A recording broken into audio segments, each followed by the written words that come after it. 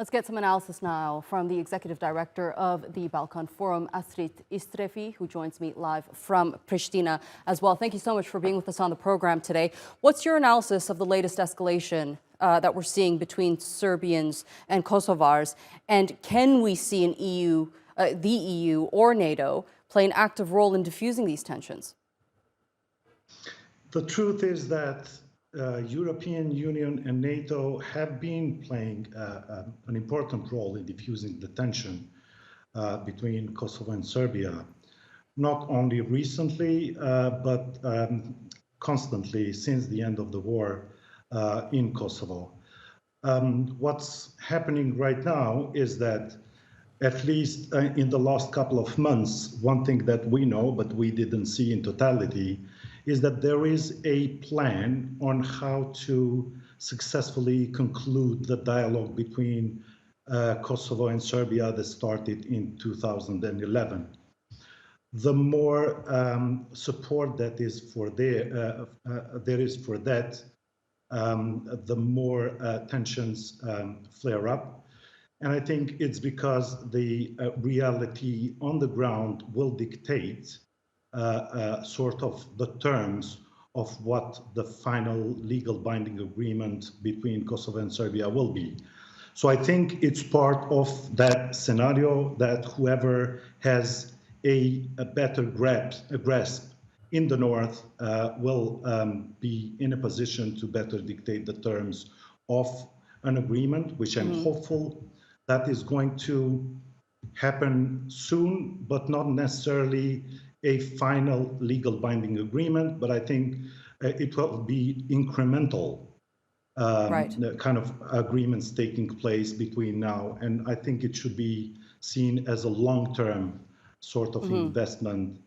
Right, there are international bodies that have tried to put both countries on the path of peace, like NATO, like the EU, like the OSCE, but it hasn't worked so far.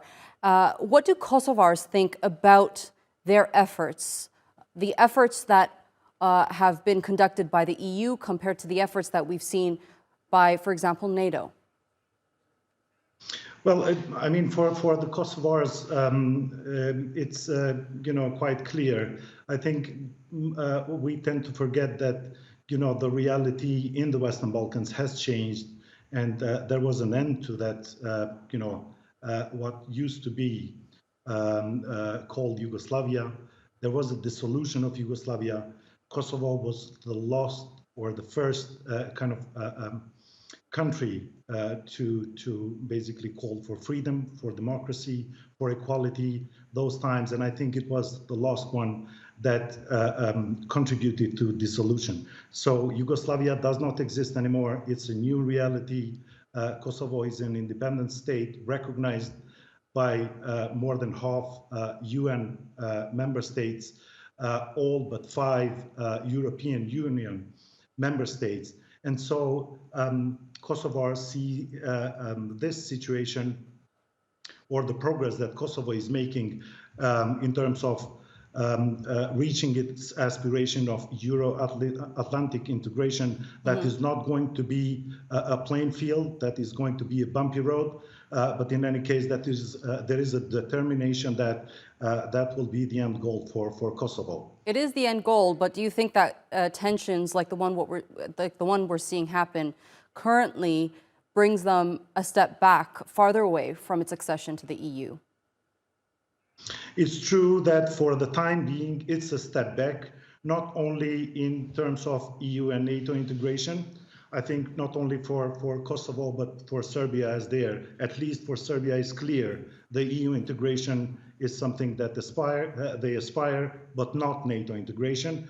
But I think this is momental, this is temporary, and I think that the tensions that are currently will be overcome.